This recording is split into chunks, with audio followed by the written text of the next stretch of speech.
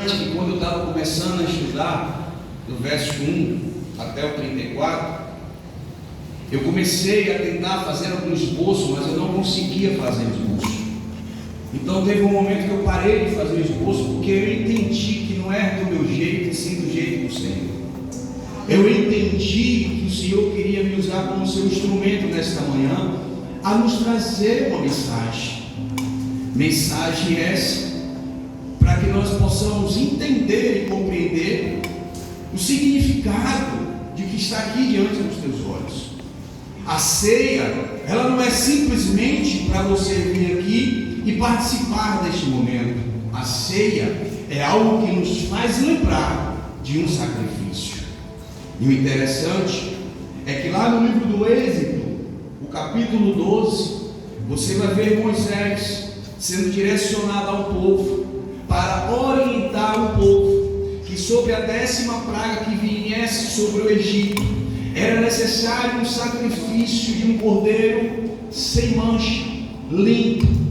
E aquele sacrifício daquele cordeiro, aquele sangue daquele cordeiro, teria que ser passado, colocado na porta de cada casa, para quando o espírito da morte viesse sobre aquele lugar, passando por aquele ambiente, vinha uma marca naquela casa, aonde simplesmente o espírito da morte iria se desviar daquele lugar. A Páscoa, ela nos traz em memória algo referente à libertação. E aí você vai ver no capítulo 1 a seguir, Deus, o Senhor Jesus dizendo: ora, antes da festa da Páscoa, sabendo Jesus que já era chegado a sua hora de passar deste mundo para o Pai, como havia amado os seus que estavam no mundo, amou-se até o fim. Olha só, a palavra do Senhor é bem clara. Em um momento de festa que estava sendo comemorado, algo que aconteceu de uma libertação de um povo, Jesus reúne os seus discípulos e fala: chegou o momento. E o interessante é que quando nós ouvimos essa palavra em dizer que amor até o fim, você vai ver no mesmo livro de João, no capítulo 1 do verso 1, que vai dizer que no princípio era o verbo, e o verbo se fez carne, e o verbo estava com Deus, e o verbo era Deus. Esse verbo era Jesus, que já estava desde o princípio, onde tudo foi construído.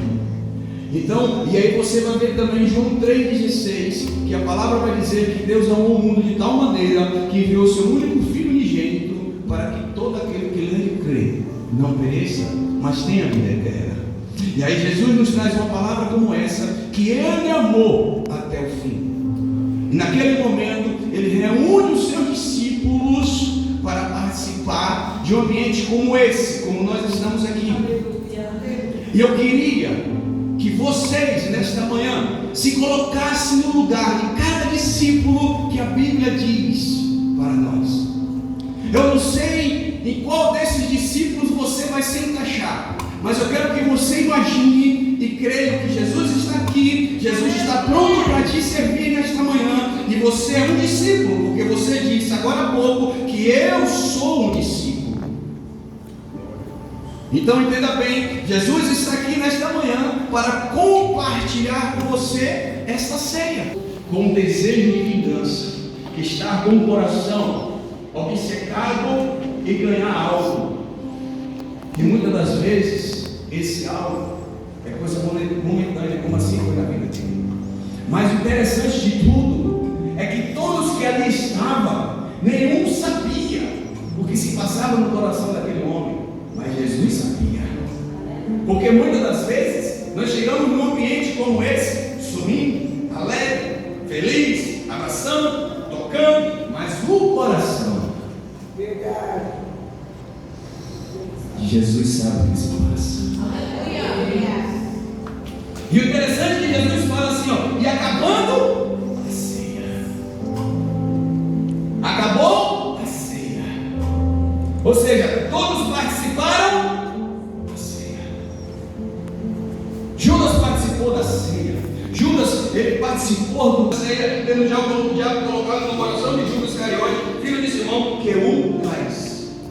E no verso 3 vai dizer assim, ó, Jesus, sabendo que o Pai tinha depositado nas suas mãos todas as coisas, e que havia saído de Deus, e que iria voltar para Deus. É aquilo que eu falei em João 1, que no princípio era o verbo, ou seja, Jesus já estava com Deus, e Jesus já sabia a missão que ele vinha, sendo o próprio Deus, que viria como homem. Então ele teria que suportar as traições, ele teria que suportar as dores, ele teria que suportar as cuspidas na cara, ele teria que suportar as batidinhas no ombro dizendo que era amigo, mas estava traindo, porque haveria um propósito. Haveria um propósito.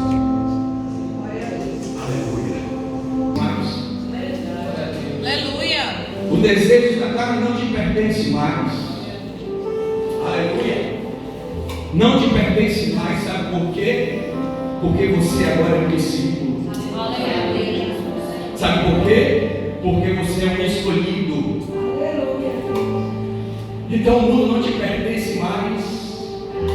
E quando o Senhor começou a bradar essa palavra dentro do meu coração, eu entendi. Eu estava lá no sítio sozinho em Deus, naquele ambiente, orando, buscando a presença de Deus e buscando o entendimento de Deus. Eu comecei a chorar porque eu entendi que eu preciso melhorar ainda mais. Glória a Deus. Para ser digno da tua presença. Eu entendi que eu não tenho só simplesmente fazer por fazer. O que eu tenho que fazer é com dedicação. Porque a Bíblia, a palavra do Senhor está dizendo bem claro no verso 3, que ele veio de Deus e voltaria para Deus com um propósito, e o propósito ele foi cumprido. Aleluia. Ele foi cumprido. Aleluia. E nesta manhã de domingo, onde nós temos, oh glória, nós temos a oportunidade e o prazer de participar de um momento como esse, sentindo grandemente a presença de Deus. Nós precisamos entender, compreender o sacrifício da cruz do Calvário. Glória a Deus. Muitas das vezes nós adoramos a Deus, nós clamamos a Deus, nós louvamos a Deus, mas não vivemos o que falamos.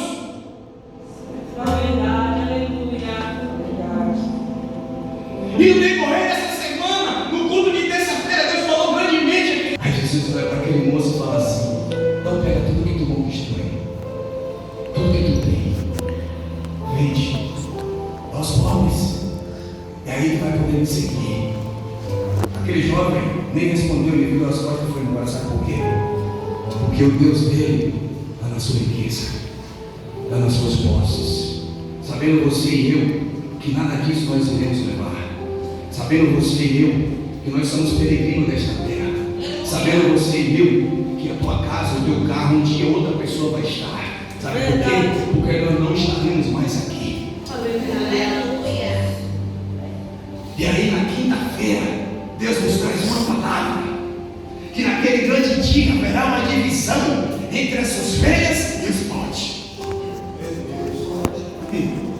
Que palavra! Dentro de um cenário